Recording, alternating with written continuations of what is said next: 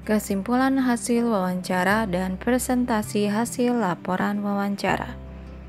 Bahasa Indonesia kelas 4 SD tema 3 subtema 3. Kesimpulan hasil wawancara merupakan keseluruhan isi wawancara yang telah dilakukan. Kesimpulan ditulis dalam bentuk paragraf secara singkat dan jelas. Langkah-langkah menulis kesimpulan hasil wawancara, yaitu 1. Tulis jawaban wawancara secara jelas dan rinci sesuai pertanyaan. Jadi jawaban wawancara dari hasil wawancara ditulis dengan rinci dan jelas sesuai dengan pertanyaan. Kedua, baca dan pahami kembali jawaban narasumber. 3. Lakukan pengelompokan jawaban yang mengandung inti topik wawancara. 4. Temukan ide pokok yang mengandung topik wawancara. Langkah kelima untuk menulis kesimpulan hasil wawancara yaitu tentukan kalimat utama yang menjadi inti pembahasan wawancara. Langkah keenam, tentukan kalimat penjelas yang mendukung inti topik berdasarkan jawaban narasumber. Langkah ketujuh, untuk menulis kesimpulan hasil wawancara yaitu gunakan kalimat efektif agar kesimpulan tidak terlalu panjang dan bertele-tele. Dan langkah kedelapan, gunakan bahasa baku sesuai kaidah agar mudah dipahami.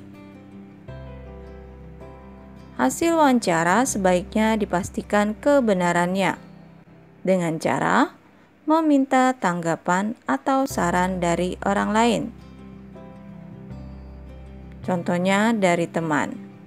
Orang yang memberi tanggapan sebaiknya bersikap jujur. Cara menanggapi hasil wawancara. Yang pertama adalah bacalah hasil wawancara secara utuh. 2. Perhatikan hal-hal yang penting yang ada di wawancara.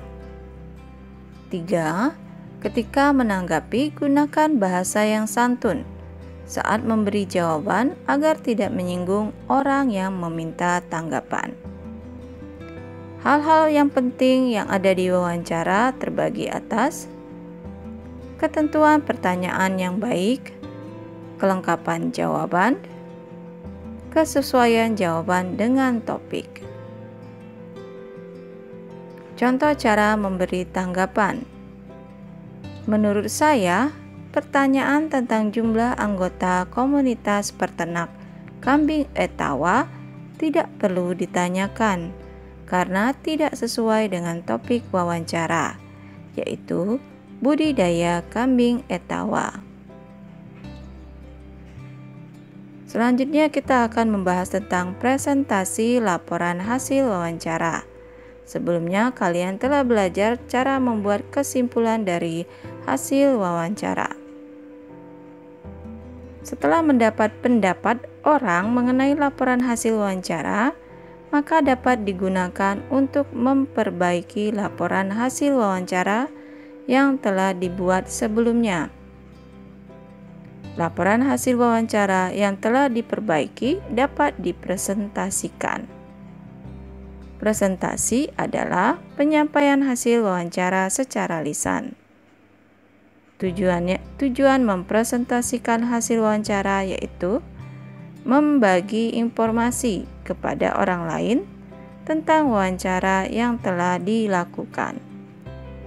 Bagaimana cara mempresentasikan hasil wawancara dengan baik? Cara yang pertama, membuka presentasi dengan ucapan salam, seperti selamat pagi, selamat siang, dan sebagainya.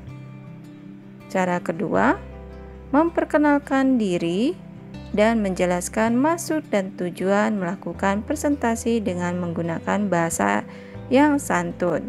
Contohnya, perkenalkan, nama saya Ida.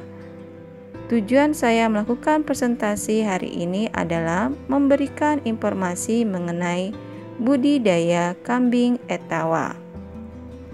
Cara ketiga, menyampaikan laporan hasil wawancara sebaik mungkin. Cara keempat, untuk mempresentasikan hasil wawancara dengan baik yaitu menyampaikan laporan hasil wawancara dengan jelas dan rinci. Cara kelima, cara menyampaikan boleh seperti bercerita.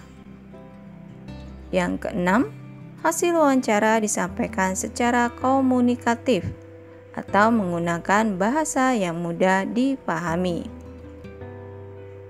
Yang ketujuh, saat menyampaikan laporan, sesekali perhatikanlah orang lain yang menyimak, tidak selalu membaca teks.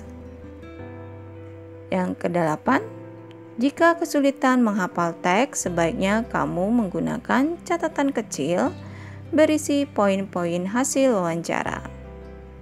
Dan yang terakhir, cara mempresentasikan hasil wawancara dengan baik yaitu presentasi diakhiri dengan ucapan terima kasih dan salam.